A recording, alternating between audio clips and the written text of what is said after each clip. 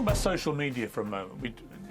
There's no doubt that the kind of tribalism that we see in modern society, fueled by social media, has probably never been worse than I've seen it in the last 3 weeks. A constant barrage of often completely fake imagery, videos, claims, counterclaims from both sides. But it's just a barrage. You know, I've been really quite shocked by just the scale of it and how little of it appears to even have a semblance of truth about it. What do we do about this? Oh, well, that highlights a very pronounced danger. So, you know, in the last 15 years, we've erected virtual perceptual systems and virtual systems of representing reality. Now, if your system of representing reality is not in accord with reality, you're delusional. And right, technically, that's what a delusion is. And you're going to run into trouble when you try to act in your fantasy and run into the world. Well, these virtual worlds that we've erected on top of the real world don't run by the same principles as the real world. And that makes them delusional. And that delusional element is affecting us very badly in a couple of ways. I just heard Jonathan Haidt this morning talk about some of the research he's reviewing in his new book. He shows very clearly that young liberal women, the probability that a young liberal woman who saturates her life with social media has a mental illness is more than 50%. That's how bad it's got. Yeah, it's really bad. But that's not the only thing that's going on. You see, the other thing I've been watching, and this is really quite frightening to me, is that the problem with one of the problems with online communication is it disinhibits the narcissists and the psychopaths. And the reason for that is that they can circumvent the normal control systems that obtain in face-to-face interaction. Yes. You know, and in face-to-face interaction, there's things you will not say or do, because you will be held responsible, and maybe immediately.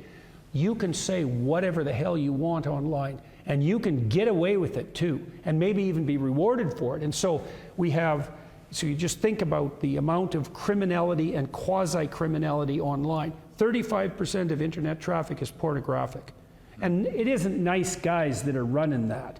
Let's put it that way. There's an immense amount of online criminality. Like, most people are targeted by online criminals on a pretty regular basis. And then we just have the run-of-the-mill narcissistic psychopaths who generate anonymous troll demon accounts who are spreading misery and sadistic hate as fast as they possibly can. And there's no barriers whatsoever to them doing that. And so then when something does happen that's contentious, let's say, the sadistic psychopaths just make hay out of that, right? They're spreading their misery as rapidly as they possibly can for the lulls and the lulzes and to delight in other people's suffering. And the social media companies are naive enough not to regulate that. Now, regulating it's difficult, but it's a conversation we have to have, Pierce, because I think, like, if we let the psychopaths, that's 4% of the population, whenever they get the upper hand, and that happens from time to time, everything burns. I also think that young people in particular, they are exposed to such relentless dopamine imagery, both still pictures, videos, whatever. And in particular, the last 3 weeks, if you're a young person with an impressionable mind, and you're getting bombarded with some of the worst imagery imaginable, you know, babies dead, limbless, and so on. If you're getting that on your feed all day long, which I'm seeing on mine, so they must be, it can only have an incredibly damaging effect to I think, a young generation already ripped with anxiety, ripped with problems about how to deal with the real world. And I think a lot of it is they're just seeing so much bad stuff all the time on social media, which when I was young, you just couldn't see it. You would not be able to access this kind of thing. You were protected in a way from the reality of things like warfare, and protected from this kind of imagery.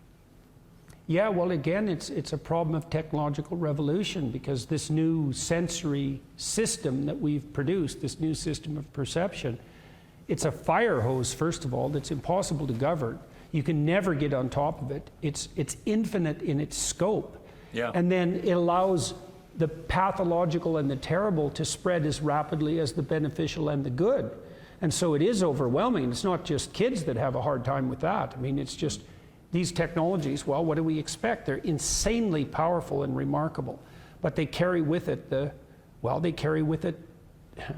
all of the implications of that insane power on the pathological side. And we don't exactly know how to deal with it. We don't know how to regulate. We haven't evolved the social norms even that regulate online conduct. You know, I mean, when I block people on Twitter, let's say, I have qualms about it, you know. Well, I'm in favor of free speech. Do I block trolls online? And when exactly do I block them? You know, I've got more direct about that. I have a couple of rules. You know, if you're anonymous and you're annoying, it's like, you're done as far as I'm concerned. But that's just the beginnings of the evolution of anything approximating social norms. But aren't you just saying, I mean, I've wrestled with that because I've blocked, I think, 11,000 people or whatever it is. I can't remember what the latest tally is. I go on little block spurges sometimes. But to me, there's no contradiction between believing passionately in free speech, but also allowing yourself not to have to listen to it. You don't have to listen to what people are saying to you. Well, you have the right in a free democratic society to say, look, you're entitled to say whatever you want, but I don't actually have to listen to it. You're not preventing them from exercising their right to free speech. You're just saying, I don't want to hear it.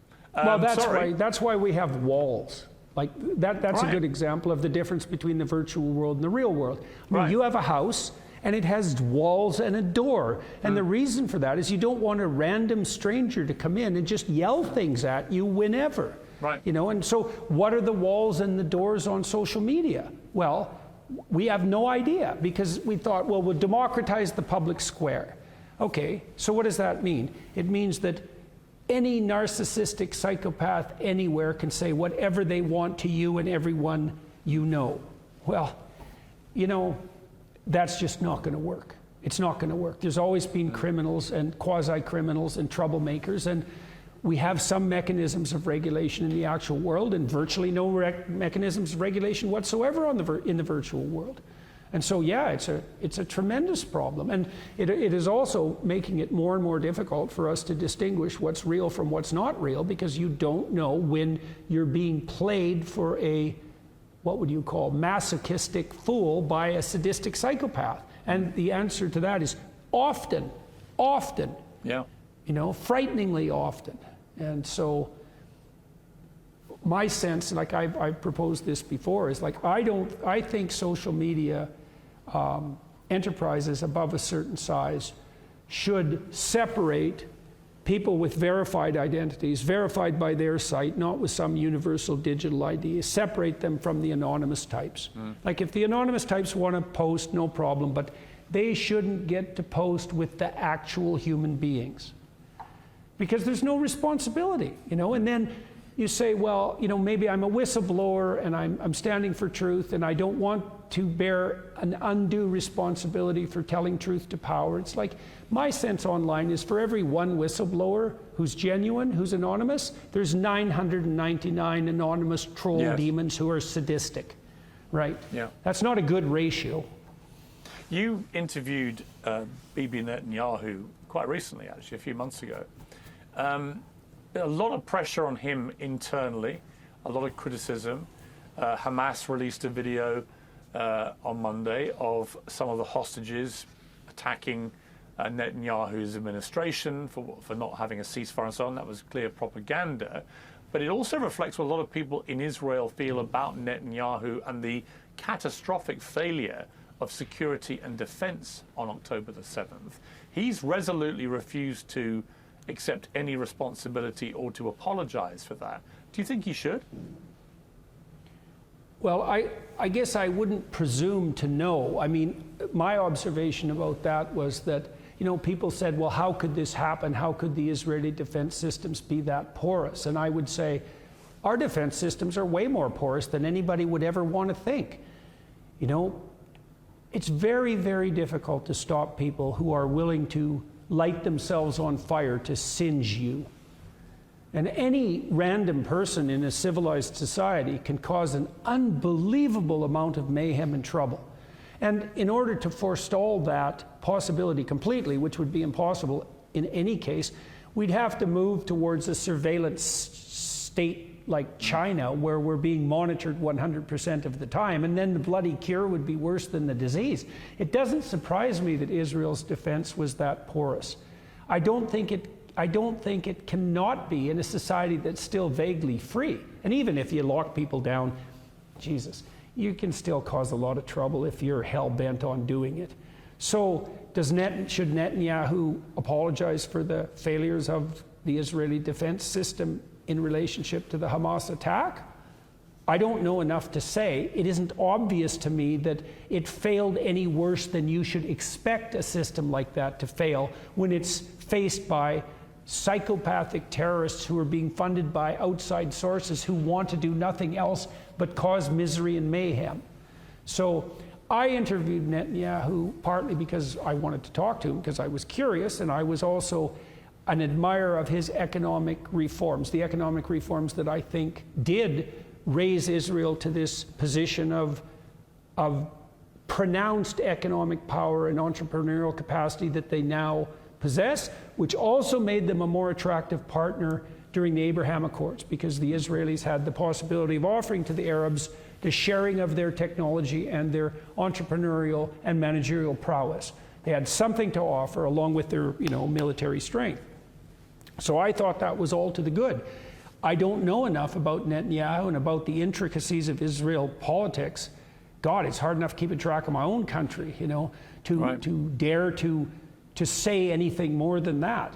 I'm glad I'm not in his shoes. How about that? That's, I can't imagine there's anything about that that's anything other than abysmally difficult, non-stop. Dr. Jordan Peterson, what a fascinating hour. Thank you very much indeed for joining me. Hey, thank you. It's always a pleasure to talk to you, Pierce.